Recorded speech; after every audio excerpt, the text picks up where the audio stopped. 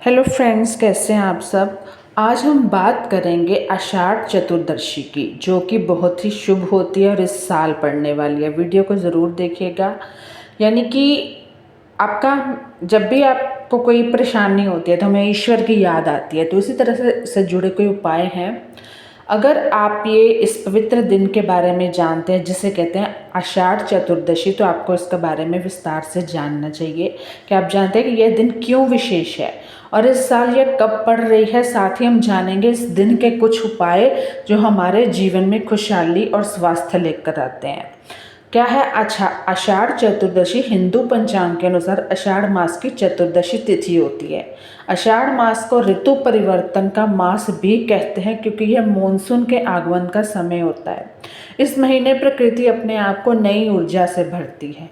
आषाढ़ चतुर्दशी को कई पुराण और धार्मिक ग्रंथों में शुभ भी माना गया है। लेकिन अभी 11 जुलाई से तो वैसे भी आपका ये क्या कहते हैं, हमारा सावन, भगवान भोलेनाथ का सावन शुरू हो जाएगा। लेकिन आषाढ़ चतुर्दशी जो है वो 9 जुलाई को बुधवार कल पड़ रही है। इसका समापन 10 जुलाई को होगा।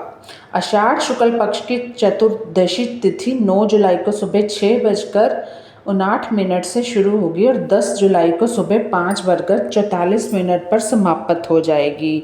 तो अगर आपको कोई भी उपाय करना है, जो भी कार्य करने हैं, पूजा विधि करनी है, तो इन्हीं शुभ मुहूर्त में करनी चाहिए।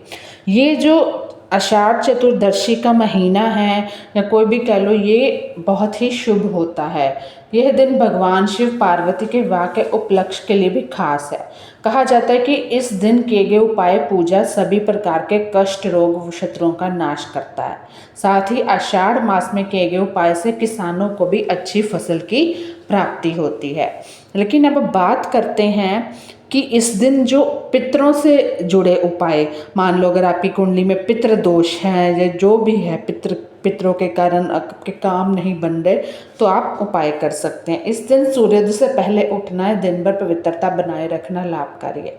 स्नान, स्वच्छता, इस दिन सुबह जल्दी उठकर शुद्ध जल से स्नान करें। अगर संभव हो तो किसी पवित्र नदी, झरने के जल से स्नान करना शुभ माना जाता है। अगर नहीं जा सकते तो घर पे गंगा जल से स्नान करें। भगवान शिव की पूजा करें। शिवलिंग पर बेलपत्र अर्पित करें। जल, दूध, दही, घी से अभिषेक करें। इसके साथ ही चंदन का तिलक लगाएं। धूप दीपक जलाएं। पूजा के दौरान धूप और दीपक अवश्य जलाएं। यह वातावरण को पवित्र बनाता है, सकारात्मक ऊर्जा का संचार करता है। दान, परोपकार, गरीबों को भोजन, वस्त्र अपनी क्षमता अनुसार करें। विशेषकर आषाढ़ मास में किए गए दान से पुण्य दुगना होता है। विशेष मंत्र ओम नमः शिवाय का कम से कम 108 बार मंत्र करें। 21 बार, 11 बार, जितना हो सकता है। यह मंत्र मानसिक शांति, आध्यात्मिक उन्नति के लिए भी बहुत फायदेमंद है। अब हम बात करेंगे कि हमारे जो पितरों हैं उनके लिए दिन बहुत खास है। इन सभी उपायों से न केवल हमारा मनोबल बढ़ता है, बल्कि परिवार में भी सुख, शांति, समृद्धि, स्वास्थ्य बढ़ता है। अगर आप अपने जीवन में नई ऊर्जा, सकारात्मकता चाहते हैं तो इस आषाढ़ चतुर्दशी के दिन इन उपाय को ज़रूर करें। कुछ खास नहीं उपाय हैं, थोड़े बहुत ही हैं। अगर आप करना चाहते हैं तो ज़रूर करें। आषाढ़ चतुर्दशी बहुत ही शुभ होती है। भगवान शिव और माता पार्वती के दिन है। आपको अगर ये वीडियो पसंद आए तो शेयर करें ज़्यादा से ज़्यादा, और ऐसे ही वीडियो चाहते हैं तो वीडियो को लाइक, सब्सक्राइब जरूर करें।